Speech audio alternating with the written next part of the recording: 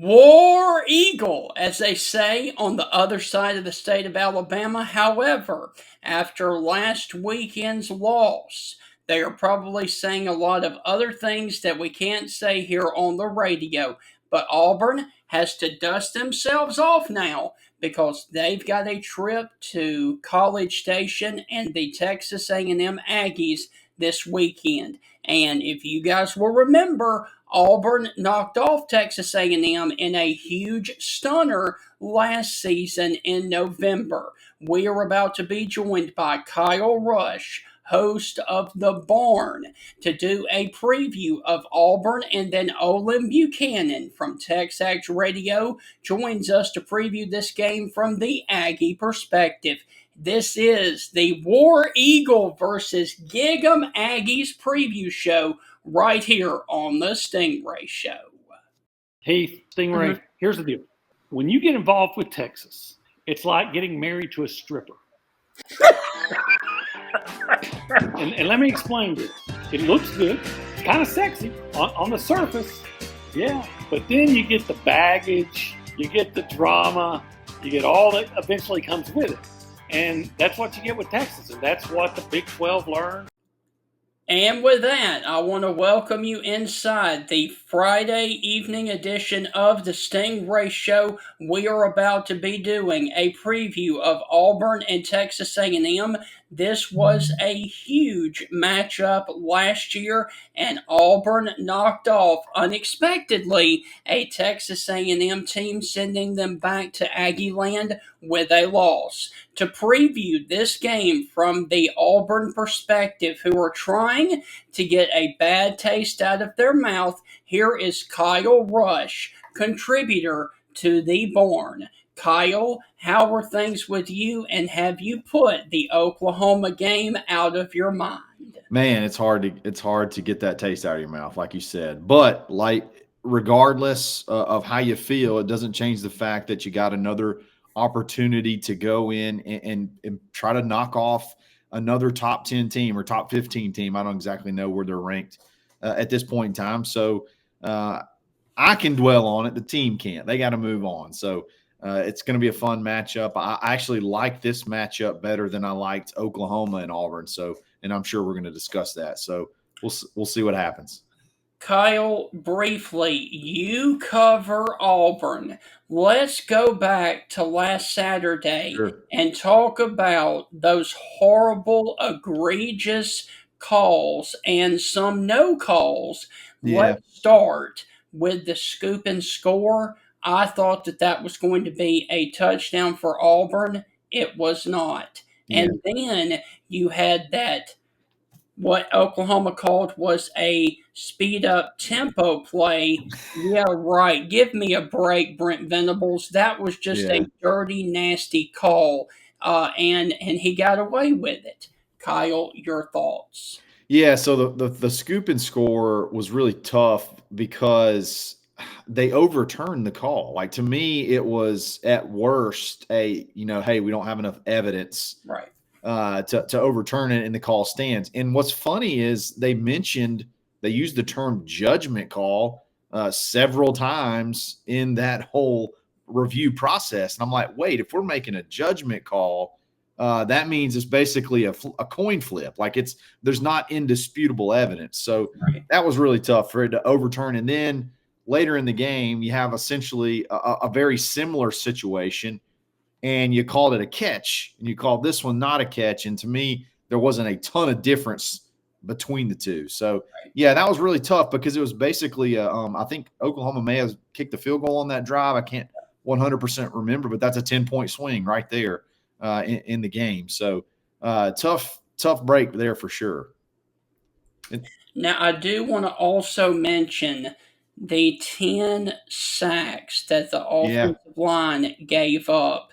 After looking back at the film, Kyle, what ultimately led to that in your opinion? Was it just that the Oklahoma Sooners had Jackson Arnold's number, or was it the offensive line issues for Auburn? Offensive line is going to get a bad rap for Saturday, but in my opinion, it was that you could rest at least half of those on the shoulders of Jackson, in my opinion. Okay. And I think Hugh basically said that too. He said, there was 4 to 5 sacks where there was nothing he could do. Some of those came at the end of the game when you got a penalty on a daggum kickoff again, Yeah. and you start your game-winning drive on the 5, and they're pinning their ears back and coming. So that's just not a recipe for success. But he said 4 or 5 of them, there's nothing he could do. And then he thought the others, he felt like the ball could have been gotten rid of. And you got to look at another thing too, is a lot of those sacks you had, like it was a sack for like -1 yards or -2 yards. So it's Jackson running, trying to get back to the line of scrimmage, Yeah. or a run play, possibly even trying to get back to the line of scrimmage and just coming up short. It's really more of a tackle for loss than a sack. And I say that because the pocket was there.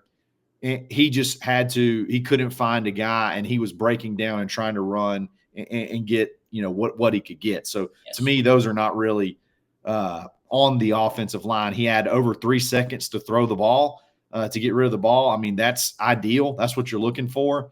Again, it was awful to watch, but I think you could put just as much blame on Jackson as you should the offensive line. And here's the last thing I'm going to say about the Oklahoma game. The refs screwed you, and let me also say this: 10 sacks, and Auburn still had an opportunity to drive and win that football game. Yeah, you're absolutely right, and I talked about that, and I've talked about that several times. Look, even if through all of that adversity, yeah, possibly some pass interferences you should have called, the hideout play, which the SEC office, I've never seen them just come out and say a call was wrong, it should have been done this way. Like, I've never seen that before. Maybe it's never happened to Auburn, so I haven't noticed it. Even with all that, you had the ball with a chance to win the game. You actually had a drive prior where you drove down the field and scored to take the lead.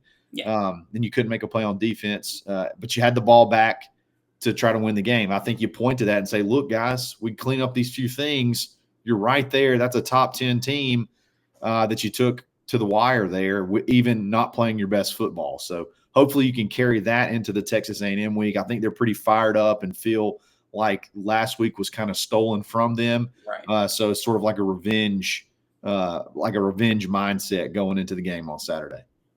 Talk about the A&M game from the fan perspective, because they got A&M last year when they were not expecting it. Talk about that, please.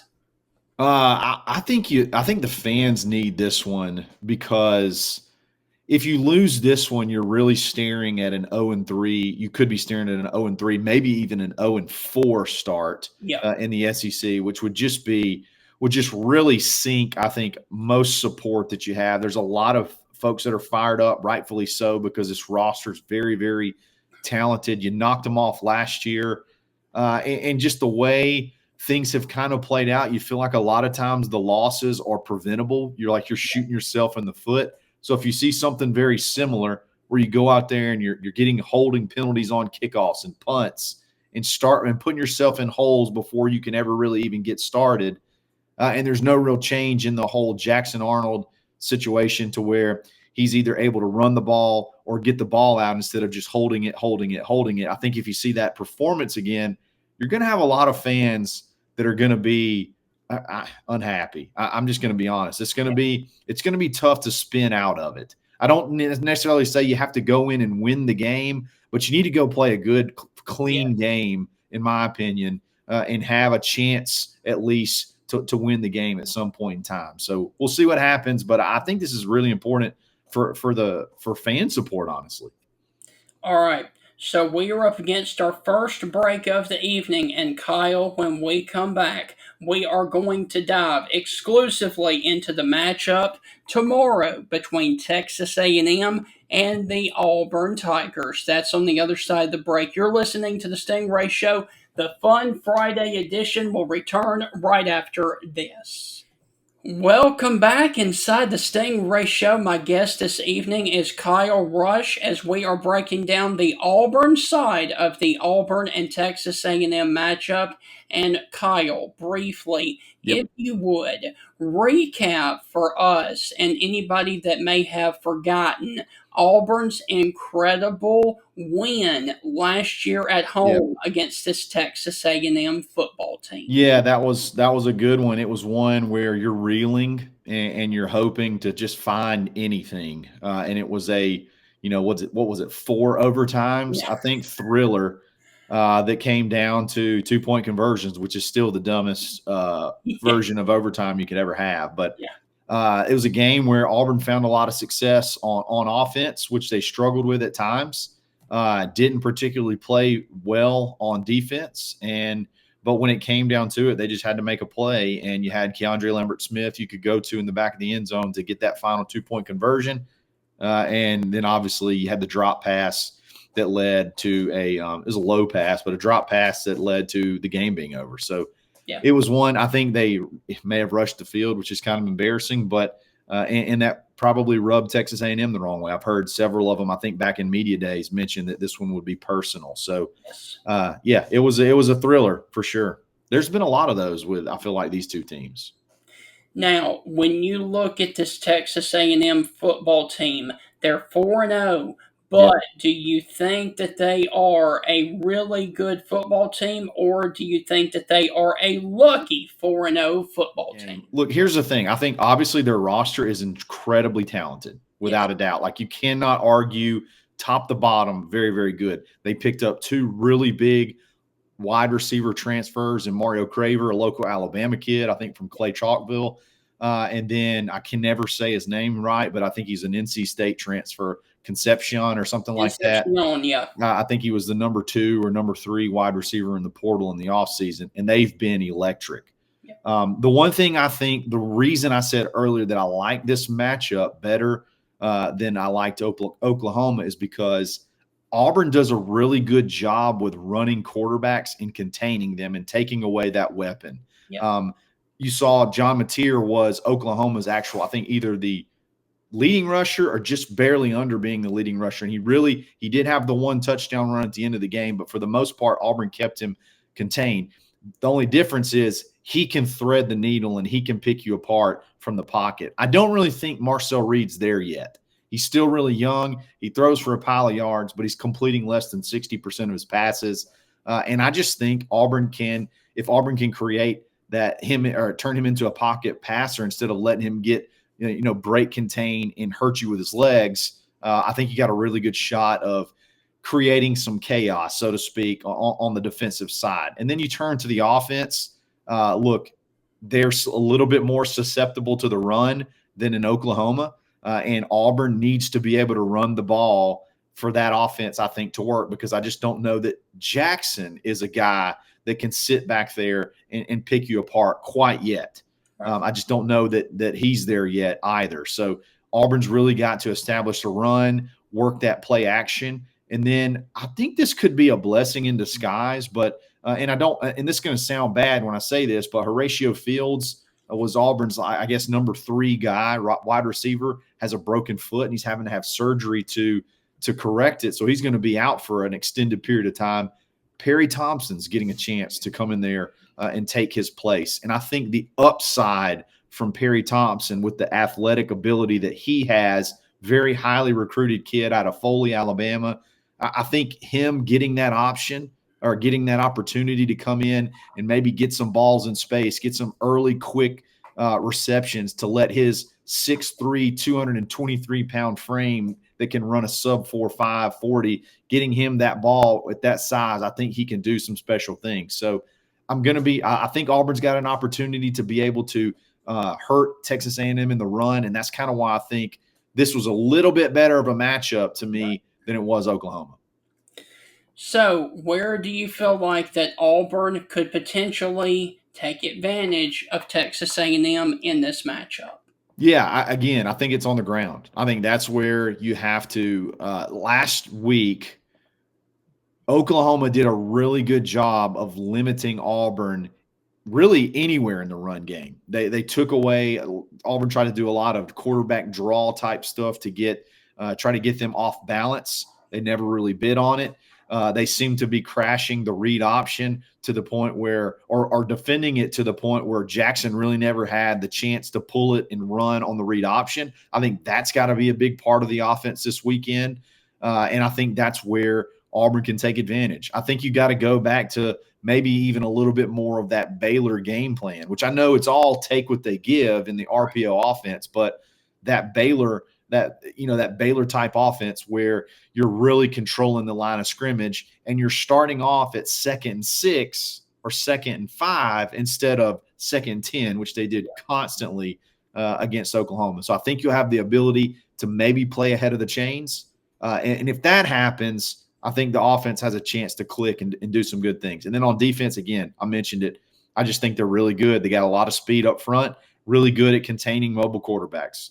And I just don't know that Marcel Reed quite yet can pick Auburn apart from the pocket. What concerns you the most from an Auburn perspective where A&M could take advantage? There's nothing more demoralizing than when a quarterback can extend on a 3rd down, like can pick up a 3rd down with his legs. And again, I think Auburn has the ability to contain Marcel Reed, but if he's able to get outside the pocket, that could be a big blow to Auburn, because next thing you know, Mario Craver is going to be behind the defense, or the other guy that we just mentioned, getting the ball to those guys in space. Auburn's had bouts of time whenever they've had issues tackling, so that's going to be something that you got to really make sure you're doing, tackling in space, one-on-ones, winning those, because those guys can take a small pass. If they break one tackle, it can go 80 yards. So to me, that's like the biggest things you got to make sure you take care of, or it can hurt.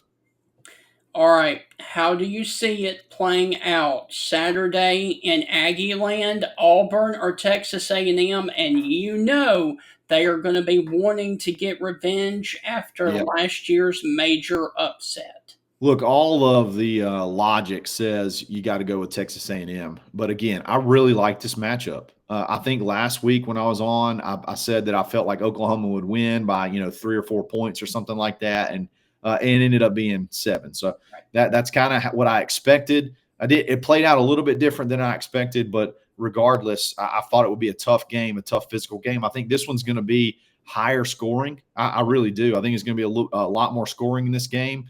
But I think Auburn pulls it out this time. I think Auburn goes in there and knocks them off by a couple of points. I think it's going to be a classic. It'll be one of those classic 35-32, 35-34 type games.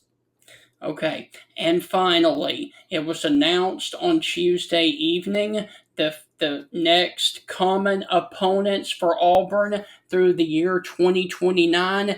Give us your thoughts on the matchups that Auburn received. Boy, 2028 is going to be a booger. That's the best thing I can say. 2026 is going to be fun because it's like the old school SEC. You look at Auburn's schedule, it's almost the entire SEC West. And then obviously you pick up Vanderbilt, you pick up Florida, which is a fun rivalry that you had from back in the 80s and 90s. And then you pick up LSU at home, which that's always been a fun game. The road games are going to be tough. You got Alabama, Georgia, Tennessee, I think, and Ole Miss, and Mississippi State too. So none of those are going to be very easy road trips. But the thing is, everybody's going to have it tough. Like there aren't really any teams out there that you're just looking at and you're like, man, they got off easy. Like you know what I mean? Like you got to make it fair, and it's going to be tough. Those are 5 tough road games, but you have a really manageable home schedule. If you can win 2 or 3 of the road games, you're right there in the conversation. Kyle, look, man, thank you as always for taking time to join me. Let our listeners know where they can follow you and what the barn actually is before we let you go. For sure. Go to thebarnauburn.com. That is our message board where we talk team news, recruiting news, basketball news. Doesn't matter. We cover Auburn sports there.